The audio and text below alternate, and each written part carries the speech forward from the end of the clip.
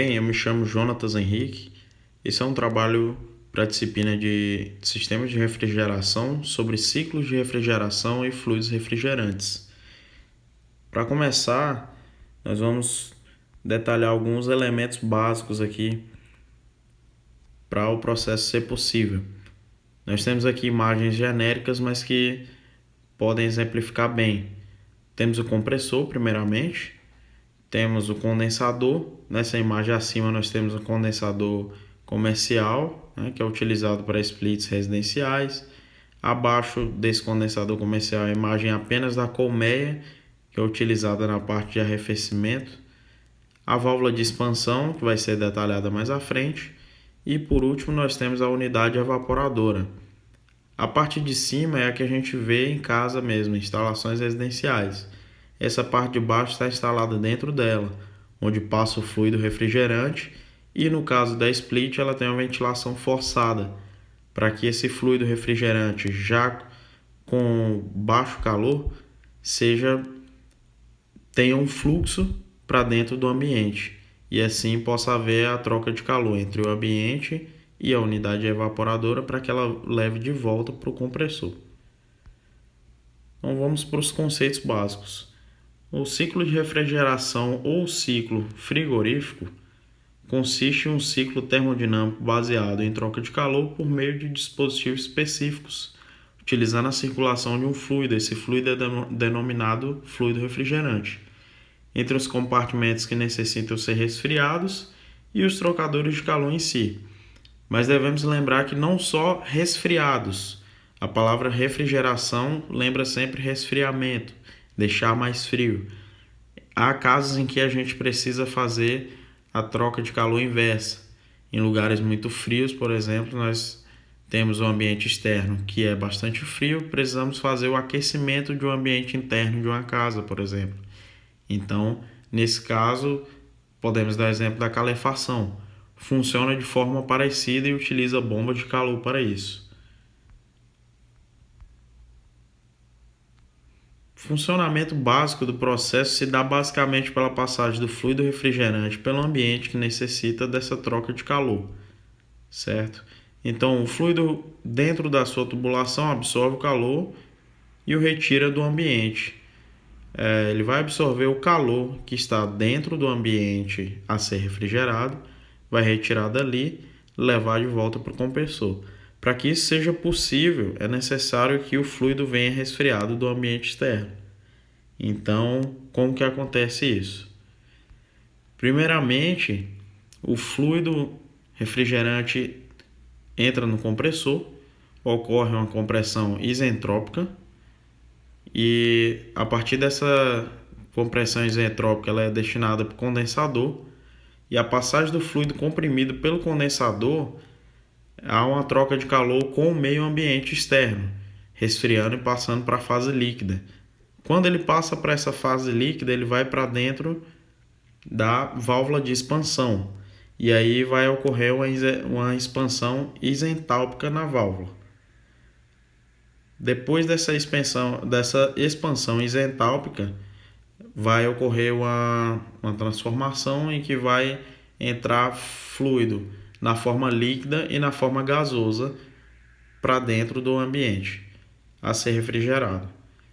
Há uma transferência de calor do ambiente interno para a caixa evaporadora, para a unidade evaporadora, a pressão constante. E aí, nesse momento é que o fluido retorna para o compressor para uma nova compressão. Ou seja, ele vem numa pressão e temperatura muito alta, passa pelo condensador, é resfriado, vai para a válvula de expansão. Ali ela vai dosar a quantidade de fluido que vai entrar no sistema interno e aí ela vai retirar calor desse sistema interno, deixando o ambiente interno mais frio, digamos assim, e esse calor que ela retira ela tem que levar de volta para o compressor. Então, a válvula de expansão ela funciona da seguinte forma: ela realiza o controle de fluxo do fluido refrigerante com a utilização de um bulbo equipado com sensor de temperatura. Ele é preenchido com um gás similar ao gás que é colocado no sistema. Isso faz com que a válvula abra contra a mola de pressão no corpo da válvula à medida que a temperatura aumenta. E caso a temperatura de linha de sucção diminua, a pressão do bulbo reduz e faz com que a válvula se feche. Nesse exemplo aqui, nós temos uma geladeira doméstica, né? Então, do compressor, ela sai para o condensador, o fluido sai para o condensador, vai passar por esse tubo capilar lateral. A primeira evaporadora está lá em cima, vocês podem observar, no congelador. Por quê? É a parte do meu refrigerador que mais necessita de retirada de calor. Então ali vai ter uma retirada de calor maior, vai proporcionar um ambiente com menor temperatura. Depois que ele passa pelo congelador, ele vai descer e passar pelas outras partes da geladeira, que necessitam de menos retirada de calor. O compressor aumenta a pressão dele, consequentemente a temperatura, envia o vapor ao condensado com temperatura maior do que o ambiente externo, a troca de calor no condensador com o meio ambiente, saindo como líquido saturado. Sua passagem para o ambiente interno é dosada pela válvula de expansão, expandindo até que saia uma mistura de líquido e vapor. A unidade evaporadora no meio interno tem por função retirar o calor do mesmo e, quando em contato com o seu fluido, que é normalmente o ar, retornar ao compressor, como pode se observar na figura ao lado. Nós temos um compressor, pelas cores e a legenda a gente vê alta pressão de gás, consequentemente alta temperatura também. Depois que passa pelo condensador tem uma alta pressão, porém de líquido. E quando chega na válvula de expansão vai ter uma baixa pressão, tanto de gás como de líquido, os dois misturados na mesma tubulação. Na evaporadora a pressão já está baixa, assim como a temperatura. Já a parte de fluidos refrigerantes, qual a função básica deles? São responsáveis por realizar o transporte de calor ao longo do processo. Como eu falei, há um fluido que passa do compressor ao condensador, válvula de expansão, e aí vai para a evaporadora. Esse é o fluido refrigerante. A nomenclatura deles é dada pela ASHRAE,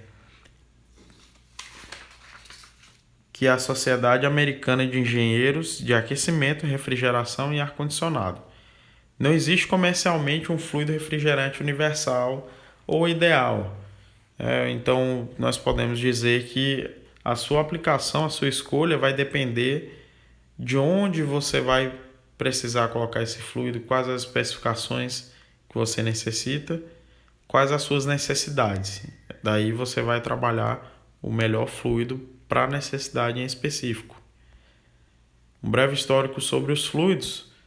De 1880 a 1920 foi muito utilizada amônia, ácido sulfúrico, dióxido de carbono e propano. Muitos desses claramente nocivos, né?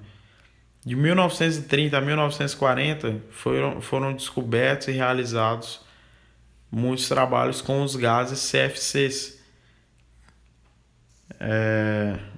Os gases CFCs R11, R12, R113, 114. O que é o CFC? Ele é o clorofluorcarboneto. Apesar desse tipo de gás não trazer nenhuma nocividade para o ser humano, não ser tóxico, ele traz uma alta nocividade para a camada de ozônio. Então, por isso, lá no protocolo de Montreal e Kyoto, foi decidido que eles deveriam ser extintos, e aí com metas de redução até a sua extinção. A partir de 1950 foram introduzidos os HCFCs, que são os hidroclorofluorcarboneto. Fazem parte deles o R22, o R502. As propriedades: é desejável que ele não seja tóxico, não inflamável, não corrosivo, não prejudicial ao meio ambiente, quimicamente estável e boa disponibilidade, aliás, no mercado com custo razoável. a gente pode perceber que não dá para reunir isso tudo em um fluido só. Então a gente tem que escolher, e pelo protocolo de Montreal foi escolhido que os CFCs, que são prejudiciais para a camada de ozônio, não são bons para a utilização. Então, assim nós trabalhamos com fluidos tóxicos e inflamáveis hoje em dia, como são as linhas R22, R134A, porém sempre trabalhando dentro das especificações, o risco é reduzido. A sua seleção depende também das temperaturas dos dois meios de trabalho, né? Quais são os dois meios de trabalho? O ambiente refrigerado e o ambiente externo. Então, sempre volta à questão. A escolha do seu fluido vai depender da sua utilização, da sua necessidade. Para refrigeração doméstica, normalmente é utilizado o R134A, que é um hidrofluorocarboneto. Ele é sintético, e é também utilizado o R600A. Para utilização comercial, é muito aplicado o R134A, R404A e R407A. Para conforto térmico, que não seria o resfriamento em si, apenas uma temperatura de conforto em ambientes grandes como supermercado, bancos, são utilizados o R22, que é um hidroclorofluorocarboneto, ele é sintético também, utilizado o R134A e R410A. Para uso industrial e armazenamento é aplicado muito o R717, que é o NH3, que nada mais é do que a amônia. A amônia ela não agride a camada de ozônio nem contribui para o efeito estufa, porém ela tem uma alta toxicidade e flamabilidade.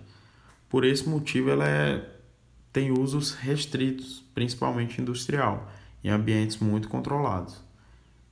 Gases do tipo CFC foram descontinuados, como eu falei anteriormente, apesar de possuírem baixa toxicidade e flamabilidade, mas são altamente nocivos à camada de ozônio. Gostaria de atentar para esse gráfico que está à direita, que nós podemos observar que na linha de pressão absoluta e linha de temperatura, nós temos dois gases que chamam a atenção, o R22 e a amônia. Eles são gases que têm propriedades muito boas de refrigeração, porque, como pode-se observar, eles trabalham desde temperaturas muito baixas até temperaturas ambientes bem altas, e eles possuem uma curva mais nivelada disso.